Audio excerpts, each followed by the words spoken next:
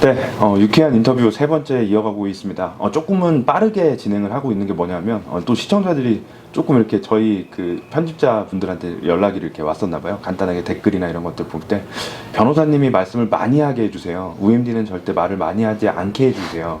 그 다음에 이제 법률 상담에 대한 거 진짜 급한 게 있으니까 조금 의미가 있는 내용들로 다뤄달라 그래서 이번 인터뷰, 광주까지 내려와서 하는 인터뷰는 진짜 최정희 변호사 사무실에 있는 사건, 그리고 되도록이면 승소 사례에 대한 부분을 집중적으로 여러분들께 전달하고자 이렇게 촬영을 하게 됐습니다. 민사소송이라고 하면 제가 제일 걱정되는 부분이 최정희 변호사는 약간 민사에는 좀 약할 것 같은 그런 느낌이 들었다. 근데 중요한 거는 민사소송은 정말 길고 또 쟁점에 대한 거를 막 파악하고 그 다음에 계속 법원에 왔다 갔다 해야 되고 막 이런 거에 대한 거 자체가 있는데 최정희 변호사 사무실 민사소송도 할 수 있습니까? 대부분이 당연히 민사소송이죠. 당연히 민사소송을 가지고. 사무실 사건의 70% 이상은 민사소송을 하고 있습니다. 죄송합니다. 제가 몰라 뵀다면 죄송한데 민사소송에 대한 것도 요 근래에 좀 좋은 소식이라는 거, 최정희 변호사 사무실에서 무언가 했다라고 말할 수 있는 그런 사건이 있으면 한번 소개해 주실 수 있어요? 네. 일단 그 사업 현장은 제주도였고요. 제주도에서 어떤 그 지주공동 사업이라는 사업을 해서 분양을 한 후에 이제 그 자금을 주는 방식이었는데 저희가 이제 사업권을 일단 받아 가지고 일단 그 사업권을 양도를 했습니다. 그래서 그걸 4억 5천 정도에 양도를 했는데 피고 측에서 여러 가지 이유를 들면서 그 양도 대금을 지급하지 않아서 결국은 저희가 그 양수받은 양수인과 그리고 그 보증인을 상대로 소송을 해서 전부 승소한 사례가 있습니다. 그럼 제주도라고 하면 재판은 실제 어디에서 일어났어요? 이제 제주도라고 하더라도 저희 의뢰인이 광주고 그리고 금전 관련된 소송은 원고의 지참채무라고 그럽니다. 지참채무라고 해서 원고의 주소지에서 소송을 할 수 있기 때문에 광주 저희 의뢰인의 주소가 광주여서 원고의 주소가 광주인 광주지방법원에서 진행을 했습니다. 일단 광주 안에서의 그 민사 소송도 지금 이 사무실 안에서의 70%를 차지하고 있다라는 것 자체는 이 최정희 변호사 사무실에 와서 민사 소송을 하고 집으로 돌아가는 사람이 한마디 하겠죠. 이 집 되게 잘하네. 이 집 민사 소송 잘하네. 이렇게 이야기할 수 있는데 중요한 건 이러한 승소 사례가 하나씩 있게 되면 그게 저 뒤에 나와 있는 엄청난 기록으로 쌓이고 그리고 변호사의 그런 최정희 변호사의 그런 능력과 경력으로 쌓여가는 것 같습니다.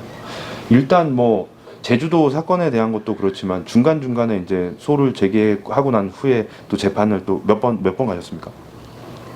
일반적으로 민사소송은 적어도 한 3회 정도는 재판을 합니다. 3회 정도 갈 때 제가 궁금한 게 민사소송 같은 경우에는 또 3회 많이 가고 이러다 보니까 좀 의사소통이 안 된다라는 그 의뢰인의 불만들이 좀 많이 있는데 조금 의뢰인들과의 그런 그 불만이나 이런 것들을 해소할 수 있게끔 의사소통을 잘 하는 그런 어떤 방법이 좀 있을까요? 어떻게 하십니까?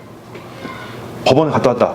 일단 민사소송은 당연히 재판 진행 전 그리고 재판 후에 의뢰인에게 그 전화를 해서 재판에서 이루어졌던 내용을 알려줍니다. 그리고 저희가 서면을 냈는데 상대방이 저희 서면에 반박하는 서면을 제출하면 당연히 의뢰인에게 그 서면을 건네주고 그리고 상의를 해서 저희가 다시 서면을 제출하고 그래서 당사자와 의사소통은 전혀 문제 없고요. 그때그때 보고를 하는 게 당연한 위치겠죠. 영상 찍는다고 일부러 당연하다고 얘기하는 거예요? 그렇지 않습니다. 네. 제가 아까 그 집중과 관련된 이야기를 하면서 제가 상관으로 모셨다고 했잖아요. 제 지금 업무 스타일의 70%는 최정희 변호사님한테 배운 그런 피드백의 정신. 모든 걸 피드백해야 됩니다.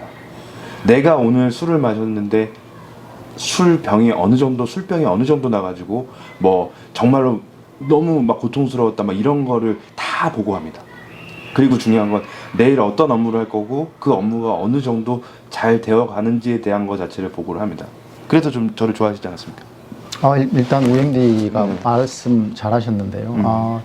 저도 이제 개업을 하고 사회생활을 변호사 생활을 해보니 제가 이제 뭐 법무관 생활도 하고 어른도 모셔봐서 그런지 항상 어떤 그 윗사람이 어떤 의문점을 가지면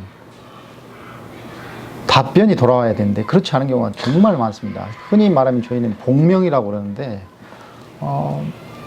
예를 들어서 변호사가 직원한테 그 사건 의뢰인하고 어떻게 됐지?